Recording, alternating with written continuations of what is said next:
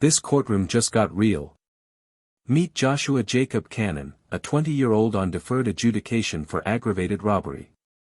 Now he's back before the judge, accused of violating probation by using marijuana. Sounds minor? Not when you're on a 10-year sentence that could turn into life behind bars if revoked. The judge's patience is running thin, the stakes couldn't be higher, and Joshua's about to learn what tough love really means. Watch closely, every word in this hearing could determine whether he walks free or gets cuffed for years. All right, so are you all proceeding on the motion to revoke? We had the recommendation that MRT, this is going to go forward. Yeah, that's the MRT and the ILB. All right, the court is calling 2023 CR 2570B State versus Joshua Jacob Cannon. Can I have parties announced for the record? Jason, Your Honor. Mark Lifford, fence judge. And are you Joshua Jacob Cannon? Sure. All right, so here's the thing.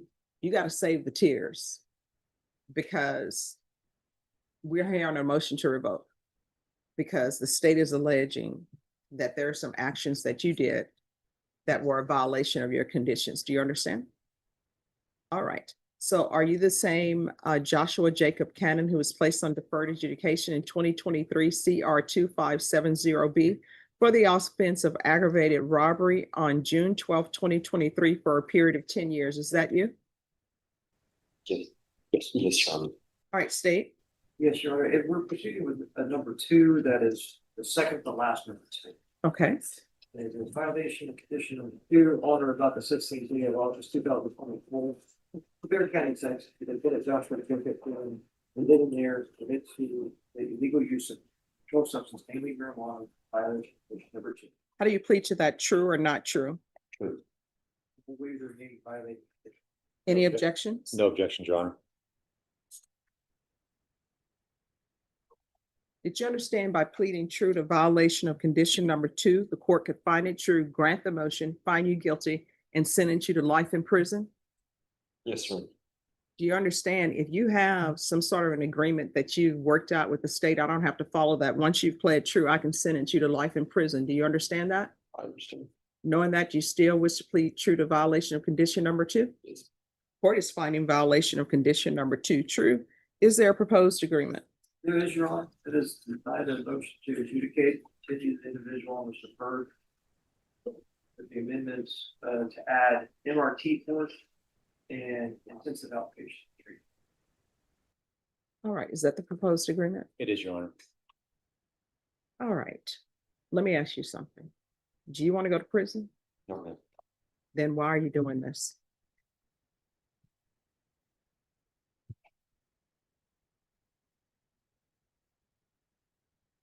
I make bad decisions.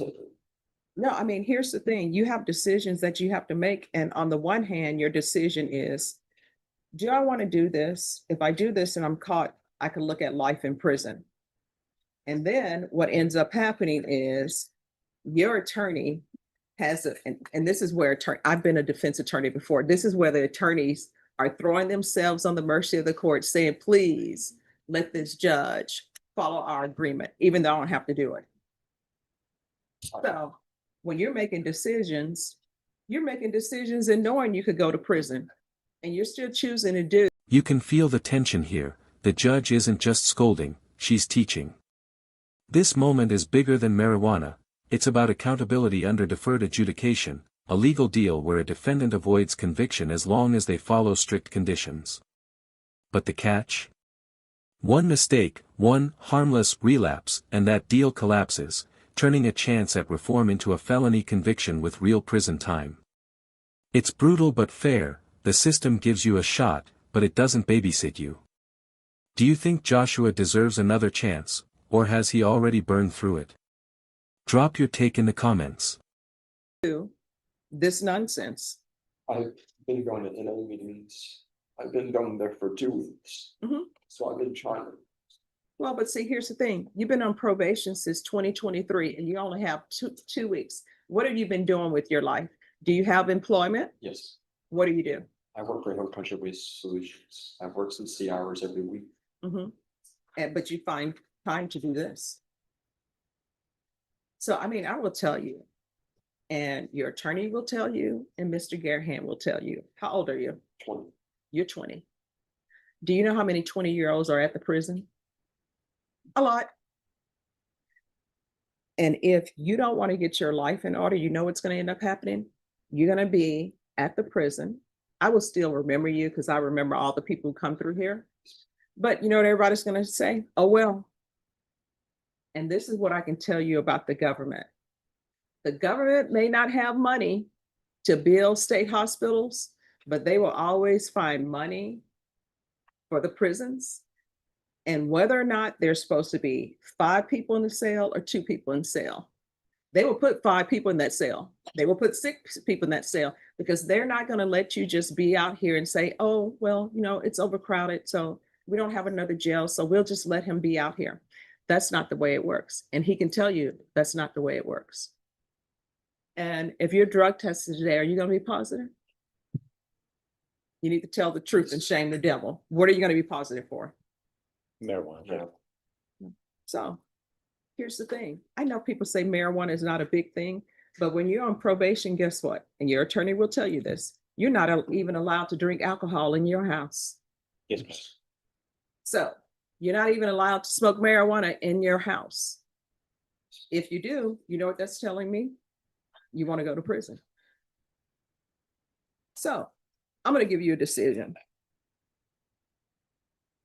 And what I can tell you is, you know yourself better than your attorney does, better than I do, better than probation, better than the state does.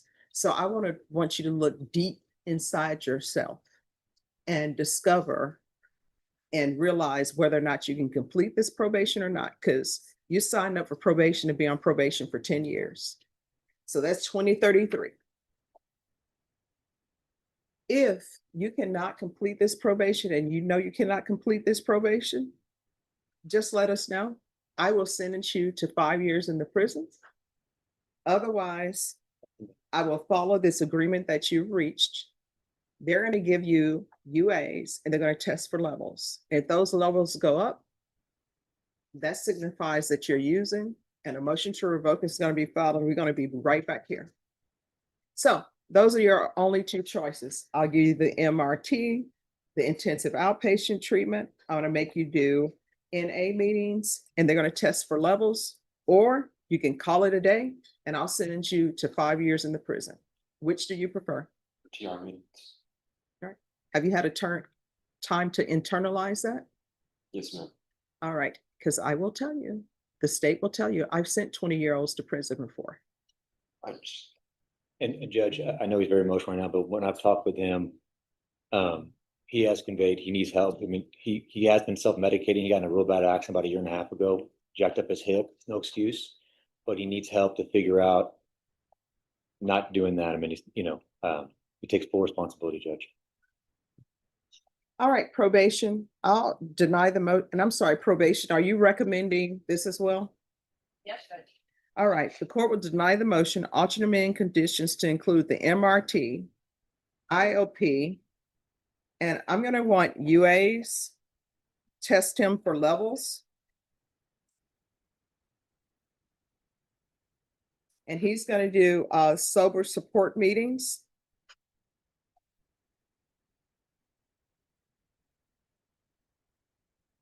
In 30 days. And your levels should start going down. Do you understand? Yes, Is there anything else you need from the court to be successful? no. Judge, often do you want the that is way? How often are you, because it's marijuana in his system? Every 2 weeks, Judge. All right, so there's going to be UA every 2 weeks until he presents with a negative UA.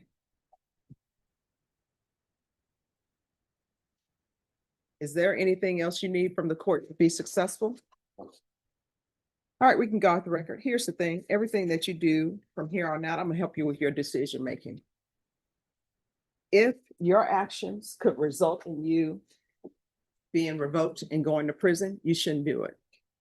If your actions are like, maybe this is something I can get revoked for, maybe not, you shouldn't do it. Do you understand? Yes, sir. Because otherwise, you're gonna be at the prison. And either you are, well, first, a motion to revoke will be filed. Either you're gonna make bond or you're not. If you don't make bond, we'll bring you over dressed in orange. We'll hear it. And either you're gonna get revoked or not, and either you'll end up in prison or not. Do you understand? Yes, sir. All right, good luck to you. Thank you, Your Honor. You're welcome. And there it is, motion denied. Joshua avoids prison, for now. The judge grants intensive outpatient treatment, regular drug testing, and mandatory NA meetings, a lifeline, not a free pass. This case shows how probation is a privilege, not a guarantee. One wrong move, and rehabilitation becomes revocation. The judge's message was clear: you choose your future. If you found this case as eye-opening as we did, hit that like button, share this video, and subscribe for more jaw-dropping courtroom breakdowns. Every case tells a story, and we'll be here to break them all down, one verdict at a time.